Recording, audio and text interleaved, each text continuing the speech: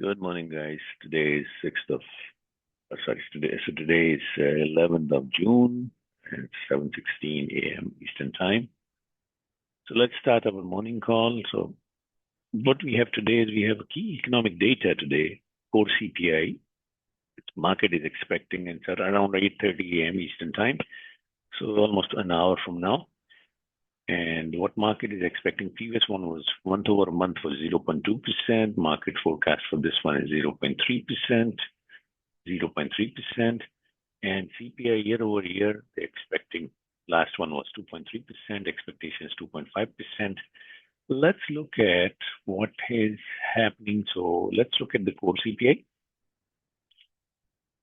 Since past many months, the forecast, this is the forecast, right? And actual has been quite different. So, what we have seen above forecast was somewhere in October 2024 and around the forecast November, December, except one in February with spike. Now, market is seeing higher core CPI month over month by almost 0.1%.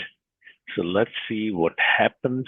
Right, so CPI will be one of the driver because CPI will suggest what is happening on the trade tariff, which is trade tariff and trade war, which is going on for the last couple of months. So how is it? It's impacting the inflation. Right, so let's go, and I'll be spending more time on CPI today. So let's see year over CPI. Let me just, okay.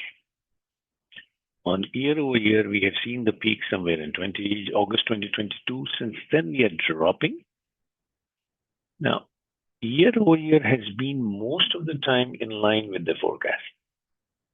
So last one, if you see, it's almost in line with the forecast. Right? I personally think there will be some sort of a spike today. Though will it matter a lot to the market? Probably not that much. Because Fed has made up their mind that they're not going to raise interest rate until, so they're not going to decrease the interest rate until September. Let me 1 second stop share, bring in a chart. Let me stop sharing for a second.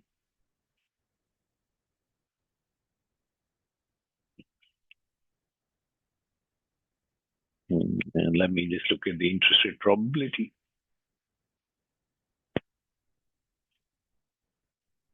Okay, 1 second, guys. I'll bring the screen in a bit.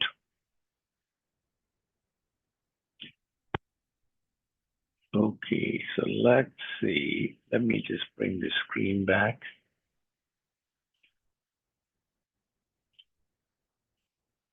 Okay, let's go.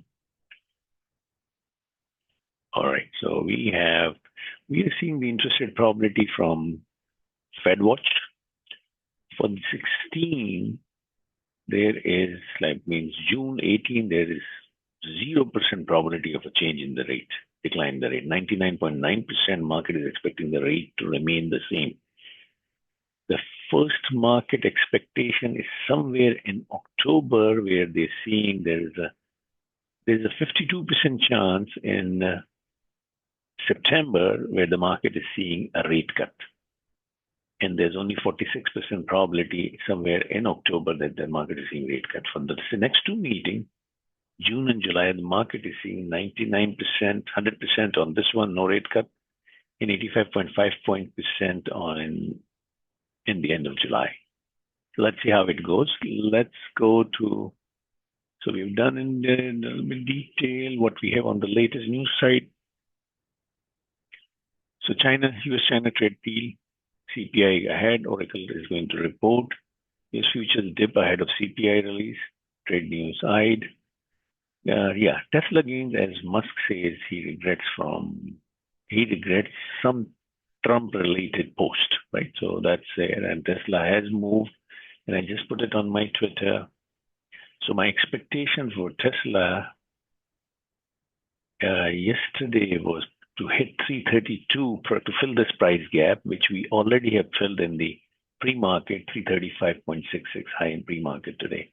So that's where we are standing at the moment. Let's look at where do we go. Okay. On the probability map. On the probability map for today, 11th, we have 45% probability of Dow going higher, 46 for S&P, 48% for NASDAQ to rise. Mostly it's going, again, the probability map is, it looks into the past multiple years and see what has happened on this day. And according to this probability map, it's a bearish day. Will it happen? We'll have yet to see. But that's what the historical data is suggesting, right?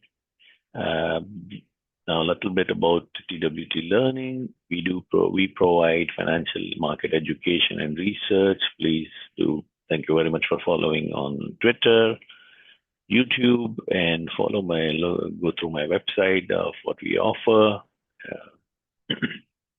We provide high probability investing and trading setups. We train on high probability investing and trading setups. So let's go straight to the Dow Jones. What is happening with Dow Jones? Still maintaining this within this box, so nothing has changed. We'll see how CPI reacts to the market. S&P is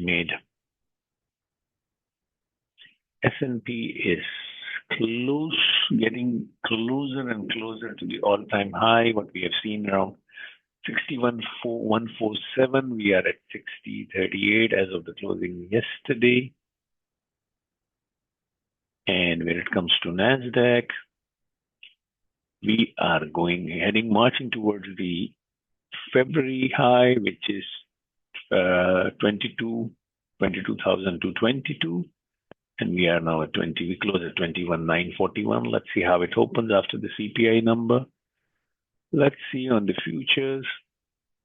Futures still maintaining this within this range. If it breaks 21.8, it's right at the moment 21.890. If this breaks, then we have 320 and 426 is the key resistance ahead of us. A lot depends on what CPI reaction, when the market comes up with the reaction to CPI. Where it comes to S&P futures, we are still holding around the gains what we have yesterday. So yesterday we made a high of 6,049. We made a new high of 6,000, a marginal new high of 6,052. We have a lot of resistance around 6160 and about. Yeah, so we will have to see how it goes after the CPI number. It's pretty not easy to see what it all depends. As I say, that there's an event risk, then we'll see how the event pushes through. Where in the QQQ we have a support at 530. Whether we are able to break this one or we're going to continue, we've yet to see about CPI number.